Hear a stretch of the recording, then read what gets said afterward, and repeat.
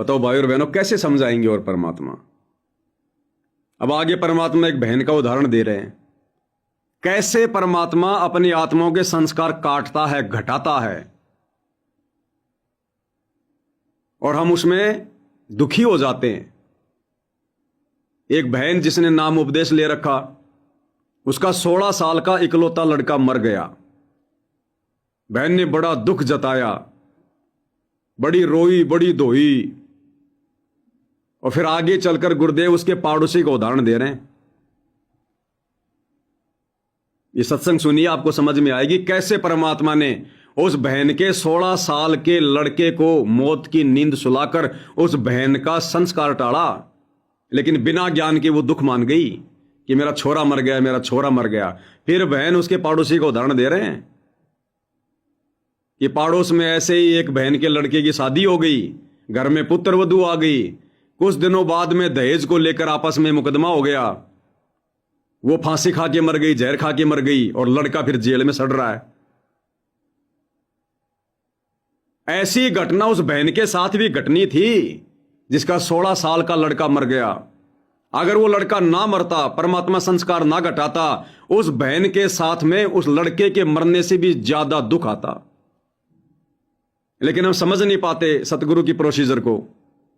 क्या कह रहे हैं परमात्मा, ध्यान से सुनिए। हमारा तो जैसे एक माई का पुत्र मर गया 15-16 साल का, और भगत थी, टक्कर मारी, रोना पड़े है कि बस की बात है, पड़ा पोसा ले जाता का। फिर उसने वो सबर हुआ जैसे तो दूसरे जो बिना भगत थे उनके पड़ोस में, तो उनके लड़के की शादी होगी, और वह पत्नी थी बदचलन। उनको समझाने की चेष्टा करी कि तू ऐसा ना कर, लेकिन वह तो मानी नहीं, उसने वही फांसी खा ली। अब वह भी मर गई और वो बेटा भी जेल में। अब ये घटना भाई और बहनों उस भगतमती के साथ में घटनी थी जिसका 16 साल का लड़का मर गया था।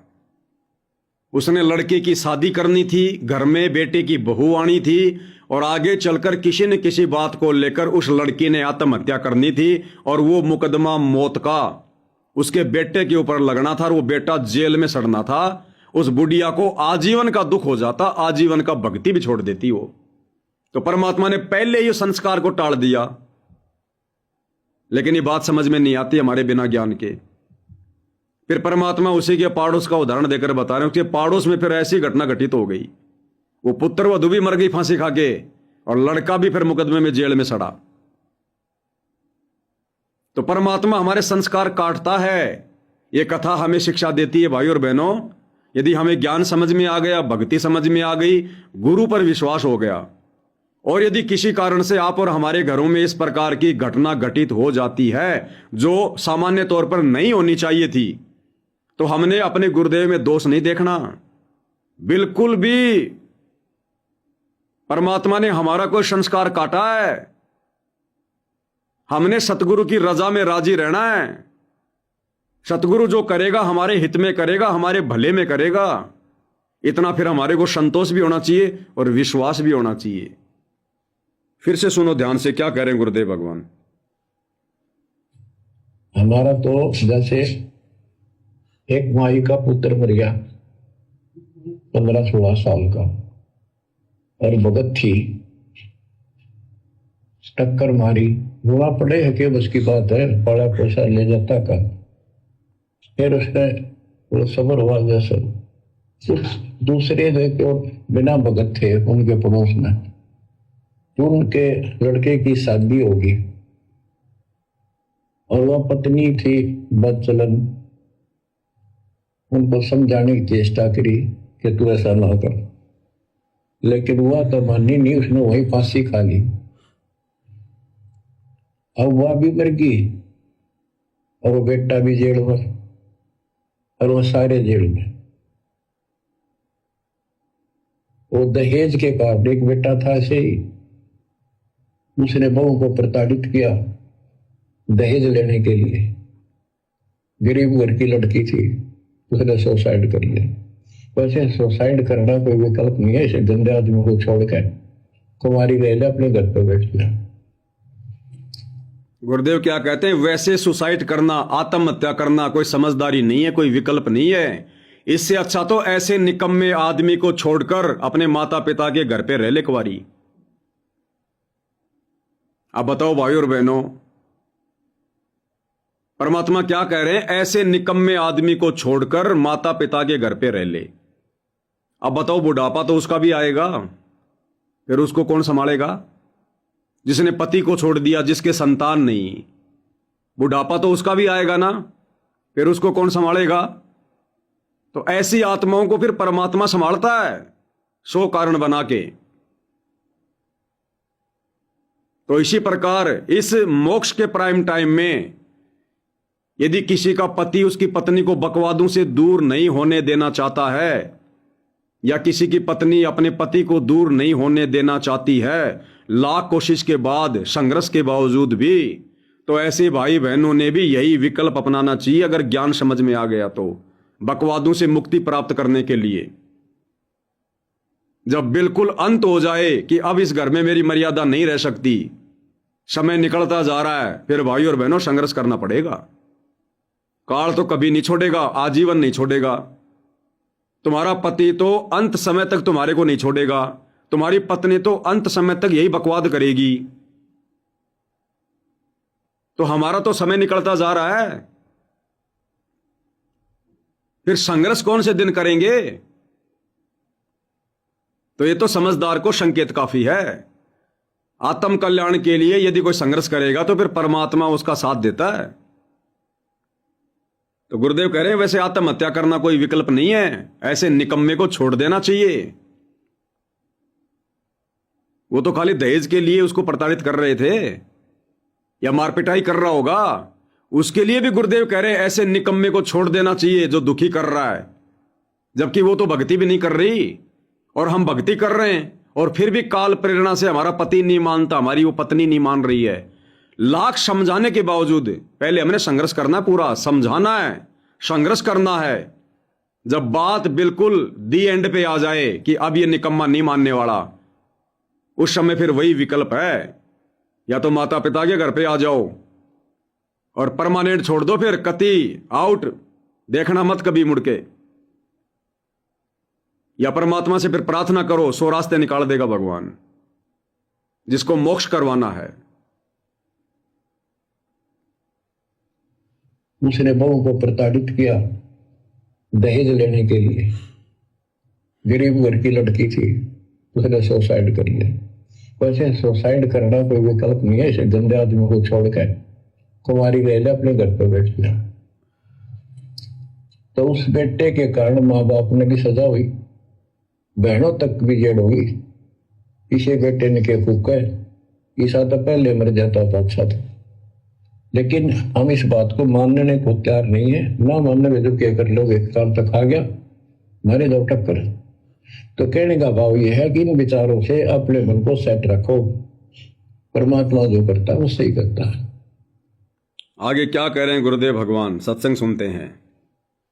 जैसे आपको बताते रहते हैं, एक बार हजरत मूसा जी यहूदी धर्म के प्रवर्तक में, अब ये कथा ध्यान से सुनना भाई और बहनों, हजरत मूसा जी की ये कथा परमात्मा आप और हम भगत भाई बहनों को, कलयुग की बिचली पीढ़ी वालों को शिक्षा देने के लिए, समझाने के लिए सुना रहे हैं कि परमात्मा जो करता है अच्छा करता है।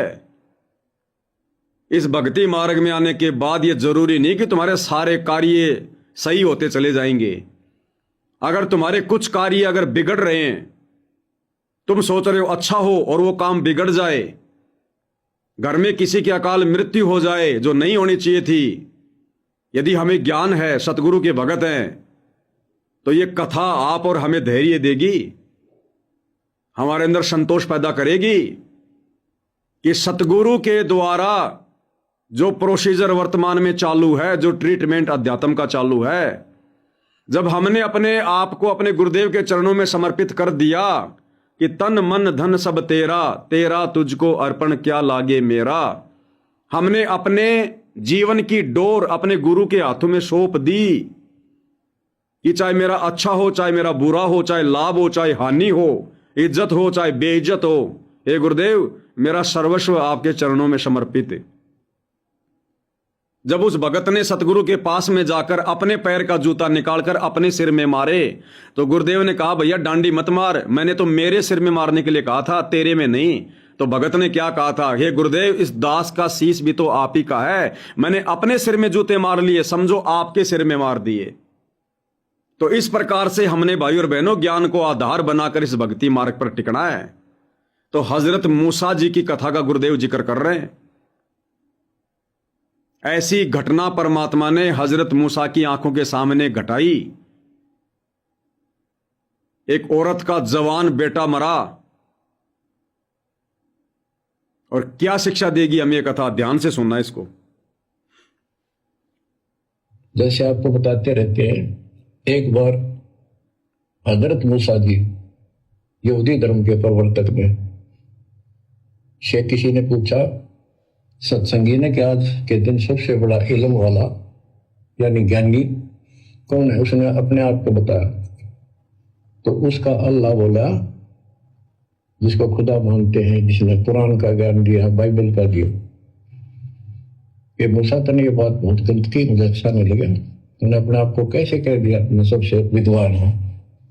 अब मूसा जी भी अपनी जगह ठीक थे जी, ये ज्ञान आपसे प्राप्त हुआ, आप भगवान खुदा हो, और खुदा जो ज्ञान देता हो सबसे उत्तम होता है, मैं उसी का आधार पर कह दिया ना। नहीं, तेरा ज्ञान तो अल खिजर के ज्ञान के सामने फर्स्ट भी नहीं कुछ भी दिया। तो अल खिजर के पास मूसा जी पहुंच गए। अल खिजर जी ने कहा, कबीर साहब थे वो, कि मेरी तो बातों को मानने का नहीं, विश्वास नहीं करेगा, जो मैं को बातें माननी पड़ेगी तो ऑब्जेक्शन नहीं होना चाहिए, और बोलेगा नहीं, सुन देखता देखता रही। जब हजरत मूसा जी अल खिजर के पास गए, अल खिजर रूप में खुद कबीर साहिब सतगुरु रामपाल जी थे, तो आगे का ज्ञान लेने के लिए हजरत मूसा गया। अब भाई और बहनों देखो, ये भी कॉमन सेंस की बात है। हजरत मूसा को जिस खुदा ने, जिस अल्लाह ने ये कहा कि मेरे ज्ञान के आगे अल खिजर का ज्ञान तो कुछ भी नहीं है, वो काल नहीं था, खुद कबीर परमात्मा ही थे, सतगुरु रामपाल जी थे। अन्यथा काल किसी और के लिए क्यों कहेगा कि मेरे से बढ़कर उसको ज्ञान है? काल ने तो परमात्मा के ज्ञान को मिटा दिया, काल ने तो परमात्मा के ज्ञान को ऊपर आने नहीं दिया। भाई भला मान चाहे बुरा मान, एक ओछी चाली चाल तने, सत्य पुरुष को बुला दिया और आप जना दिया। यानी परमात्मा के ज्ञान के तो काल ने मिटा दिया अपनी तरफ से, और अपने आप को इस संसार में भगवान साबित कर दिया। तो वो यदि वो शैतान होता, काल होता, तो हजरत मोहम्मद को ये क्यों कहेगा कि मेरे ज्ञान के आगे हैं, कि उस अल खिजर के ज्ञान के आगे मेरा ज्ञान तो कुछ भी नहीं है। तो उस समय वो कबीर परमात्मा ही थे, सतगुरु रामपाल जी थे, जिन्होंने कहा कि अल खिजर के ज्ञान के आगे भाई मूसा मेरा ज्ञान तो कुछ भी नहीं है। अन्यथा शैतान, ये काल तो अपने आप को सर्वश्रेष्ठ परमात्मा साबित करके रहता है। तो परमात्मा ने भूमिका की वहां पर। अब अल खिजर कहां चला गया, वो सॉरी हजरत मूसा कहां चला गया? अल खिजर के पास, और कहा जी मुझे आगे का ज्ञान बताओ। तो अल खिजर के रूप में कबीर परमात्मा सतगुरु रामपाल जी ने क्या कहा, यह ध्यान देने योग्य बात है भाई और बहनों। एक बार ध्यान से सुनो क्या कहा। अल खिजर के पास मूसा जी पहुंच गए। अल खिजर जी ने कहा, कबीर साहब थे वो, कि मेरी तो बातों को मानने का नहीं, विश्वास नहीं करेगा, जो मैं को बातें माननी पड़ेगी तो ऑब्जेक्शन नहीं होना चाहिए, और बोलेगा नहीं, सुन देखता देखता रही। क्या कहा अल खिजर जी ने मूसा से? अगर तुझे आगे का ज्ञान चाहिए तो तूने मेरी प्रत्येक बात माननी पड़ेगी, और जैसा मैं कहूं तूने वैसा ही करना पड़ेगा, अपनी नहीं चलाएगा, बोलेगा नहीं कुछ भी, तब मैं तुझे आगे का ज्ञान दूंगा। तो आप और हमें तो गुरुदेव भगवान आज वर्तमान में वही अल खिजर, वही कबीर परमात्मा सतगुरु रामपाल जी खाली ज्ञान नहीं, बल्कि हमें तो मोक्ष देने की गारंटी दे रहे हैं। फिर भला हमें ऑब्जेक्शन क्यों होना चाहिए? यदि हमने मूसा की तरह बीच में कोई ऑब्जेक्शन कर दिया तो परमात्मा फिर मोक्ष नहीं देगा।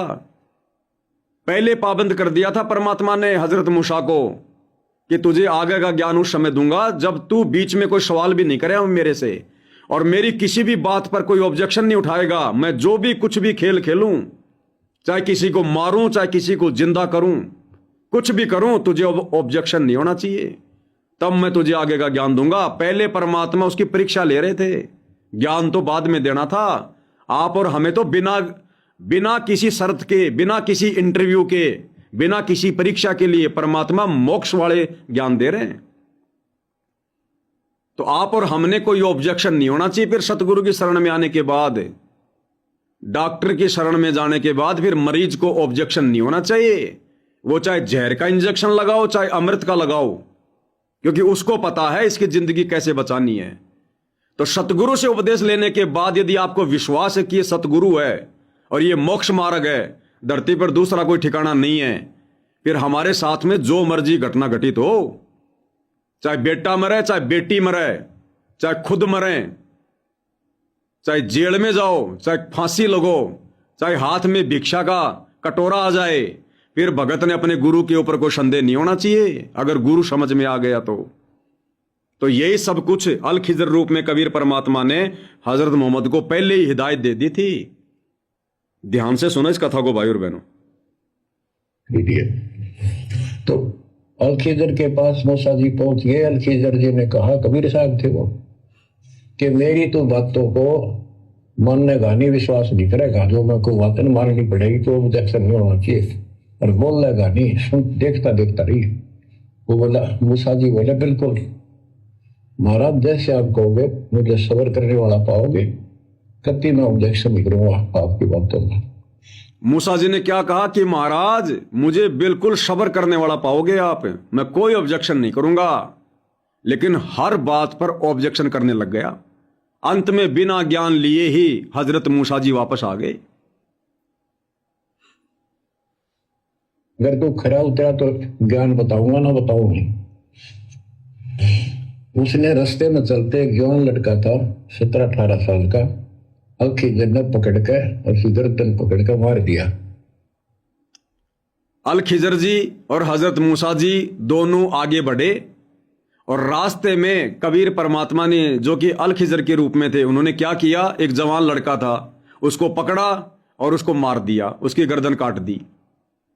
हजरत मोहम्मद ने ऑब्जेक्शन कर दिया, जबकि भगवान ने पहले कहा था कि देखते रहना, बोलना मत, अगर तू खरा उतरेगा तो आगे का ज्ञान बताऊंगा, नहीं तो नहीं बताऊंगा। ध्यान से सुनो। अगर तू खरा उतरा तो ज्ञान बताऊंगा, ना बताऊंगी। उसने रास्ते में चलते एक जवान लड़का था 17-18 साल का, अल खिजर ने पकड़ के और गर्दन पकड़ के मार दिया। तो मूसा जी बोले, तनिष बेकसूर को मार दिया, तेरा दिमाग खराब है, क्यों को मारा तूने, क्या बिगाड़ा तेरा इसको? तो अल खिजर बोला, मैंने कहा था मैं जो तू देखता रही है, बोलना नहीं है, मेरी क्रिया का अविश्वास ना करना। मूसा जी ने अपनी गलती मानी, चल पड़ा। ऐसे ऐसे 2-3 और कारण गए, सब में उसने ऐसे ऑब्जेक्शन किया, आखिर वो बिना हार गया मूसा कि मैं इस योग्य नहीं, मैं आपकी बातों को विश्वास करता रहा हूँ। लास्ट बता दिया कि इस क्रिया के बाद तो फिर ऑब्जेक्शन किया तो मैं तेरे से बात नहीं करूँगा, मैं आपको बताऊंगा। ज्ञान बोला जी ठीक है, उसको भी हार गया। तब अल खिजर बोला, सुन ले, ज्ञान तो तूने बताऊं नहीं।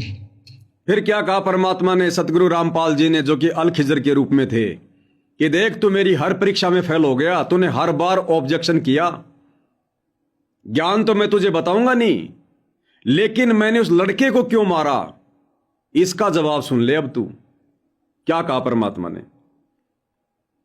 वो लड़का क्यों मारा था? वो ऐसा दुष्ट पैदा हो गया था, इसके माँ बाप भगत हैं, और उनको इतना परेशान करता, वो रो रो का टाइम काटते।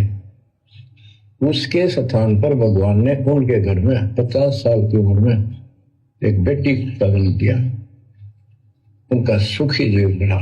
ये प्रमाण है।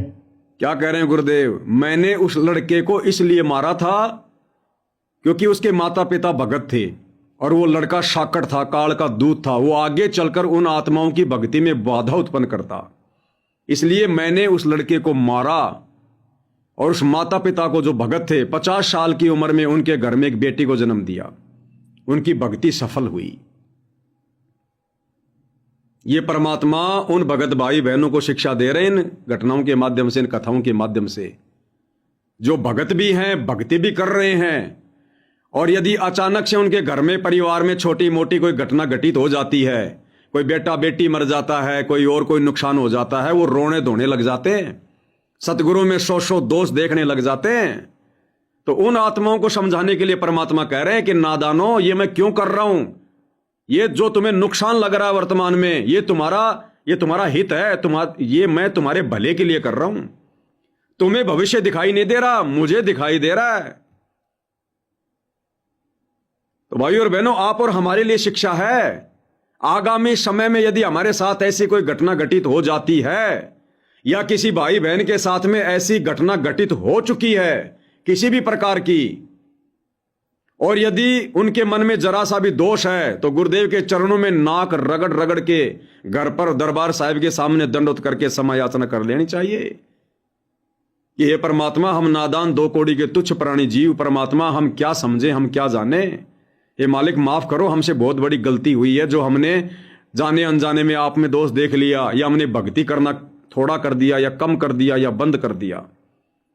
और आगामी समय में इन कथाओं को सुनने के बाद यदि किसी के साथ घर में या व्यापार में, काम धंधे में, शरीर में अगर ऐसी ऊंच नीच हो जाती है, छोटी मोटी घटना घटित हो जाती है, तो उन भगत भाई बहनों ने इन कथाओं को याद रखना चाहिए। ये परमात्मा हमारे लिए कर रहे हैं, हमारे भले के लिए कर रहे हैं, हमारी भक्ति के लिए कर रहे हैं, हमारे मोक्ष के लिए कर रहे हैं, क्योंकि वे अंतर्यामी हैं, डॉक्टर हैं अध्यात्म के। मरीज को नहीं पता डॉक्टर ने कैसे इलाज करना है, क्या करना है। तो भाई और बहनों, आप और हमारे लिए ये संदेश हैं, विशेष संदेश हैं। ये एक एक कथा में, एक एक सेंटेंस में गहरा संकेत छुपा हुआ है गुरुदेव भगवान का। तो बताओ, हजरत मूसा जी ने ऑब्जेक्शन किया बारंबार, गुरुदेव ने आगे का ज्ञान नहीं दिया। तो आज यदि हम गुरुदेव भगवान के वचनों की अवहेलना करेंगे, उनके नियम तोड़ेंगे, अटपट करेंगे, आज हमारे लिए तो सतगुरुदेव भगवान के जो नियम है, जो मर्यादा है, वो सेम वही है जो मूसा जी के लिए थी। यानी परमात्मा ने कहा कि मैं जो भी कुछ करूं बीच में नहीं बोलेगा, ऑब्जेक्शन नहीं करेगा, बोलेगा भी नहीं। बोला जी ठीक है। तो आज भाई और बहनों, जो नियम गुरुदेव ने हमें दे दिए हैं नाम दीक्षा के समय, जो आज्ञा दे दी है, हमारे लिए वही बातें हैं जो मूसा जी के लिए थी। यदि हम नियम तोड़ेंगे, भंग करेंगे, परमात्मा फिर मोक्ष नहीं देगा, जैसे मूसा जी को आगे का ज्ञान नहीं दिया। तो हमने कुर्बान हो जाना, कुर्बान, आंखें बंद कर लेनी है। मेरा गुरु मेरा बाप है, और बाप कभी अपने संतान का बुरा नहीं चाहेगा। वो हाथ अपना रख दे सिर पर जिसने मान गुरु को बाप लिया। एक गुरु चेला दोनों जा रहे थे, रात्रि में रुक गए, किसी धर्मशाला में सो गए। रात्रि के समय गुरु उठा, हाथ में चाकू लिया और चेले की छाती पर बैठ गया और चाकू को गर्दन पर लगा लिया। चेले की आंख खुल गई। चेले ने देखा गुरुजी है, हाथ में चाकू है, चाकू गर्दन पर है। वापस आंख बंद करके सो गया। गुरु ने उसके हल्का सा चाटा मारा और कहा, तुझे डर नहीं लगा, मैं तेरी गर्दन काटने जा रहा था। तो उसने कहा कि गुरुदेव, यदि आप मेरी गर्दन भी काटोगे तो मेरा इसमें भला छुपा हुआ है। आप यदि मेरी गर्दन भी काट रहे हो तो मेरे हित में काट रहे हो, मेरे भले के लिए काट रहे हो, मुझे ऑब्जेक्शन किस बात का। तो भाई और बहनों, इतना दृढ़ विश्वास जब तक हमें अपने पूज्य गुरुदेव भगवान पर नहीं होगा, हम कैसे मोक्ष प्राप्त करेंगे। तो हजरत मूसा को फिर आगे का ज्ञान नहीं दिया परमात्मा ने। के अंदर, बाइबल के अंदर, तो बच्चों ये सत्य मान लो, मालिक जो करे उसको सही मानो। ऊक चूक हो भी जाए तो भगवान से दूर ना हो जाएगा। क्या कह रहे गुरुदेव? तो बच्चों विश्वास करो, मालिक जो करता अच्छा करता है। अगर ऊंच नीच हो भी जाए तो अविश्वास मत करना, भक्ति मत छोड़ देना, मन में दोष पैदा मत कर लेना। बाइबल के अंदर, तो बच्चों ये सत्य मान लो, मालिक जो करे उसको सही मानो। ऊक चूक हो भी जाए तो भगवान से दूर ना हो जाएगा। वो जो करेगा भगवान कभी गलत नहीं करेगा। ये तो आपने मानना ही पड़ेगा। गलत तो हम करे बैठे, हर युग काल करवाने लगे, पर रोज गलत हुआ है, एक दिन भी नहीं। तो बच्चों, परमात्मा की प्रत्येक क्रिया पर विश्वास रखकर चलो तुम। हमने तो कितना नुकसान होता दिखा है। राज्य करमता राम की रजा दरज शेष, दास गरीब दरस परस तिस बैठे जगदीश। हम अपनी विचारधारा को ऊपर रखा है, जो घिसी पट्टी और बिल्कुल बकवादों से भरी होती है। इस कारण से हम भगवान पर विश्वास, गुरु जी पर विश्वास, और इस कारण से भगवान पर अविश्वास, गुरु जी पर अविश्वास, भगवान के बाद सीधा गुरु जी शब्द बोल रहे हैं। यानी गुरु जी कौन? भगवान। गुरु ही भगवान, गुरु भगवान। गुरुदेव कह रहे हैं नुकसान तो हम करते हैं अपनी घटिया सोच के आधार से, नुकसान तो हम किए बैठे हैं। अब परमात्मा की शरण में आने के बाद यदि ऐसी कोई घटना घट जाती है तो हमारे हित में होगी, हमारे भले में होगी। फिर हमने यह विश्वास नहीं करना, भक्ति नहीं छोड़नी, चाहे जो मर्जी हो जाए। अरे सर्वनाश तो हमारा वैसे भी होना है। ये बेटा बेटी कौन सा अमर हैं? जिन्होंने अमर होने का वरदान पा लिया था हिरण्यकश्यप जैसों ने, वही नहीं हो पाए। इस कलयुग में 100 साल की मुश्किल से उम्र है, 60-70 साल में आदमी चला जाता है तड़प तड़प के। वैसे भी वो बेटा बेटी कौन से अमर रहेंगे? हम कौन से अमर रहेंगे जो मन में दोष पाल के परमात्मा से भी दूर हो जाते हैं।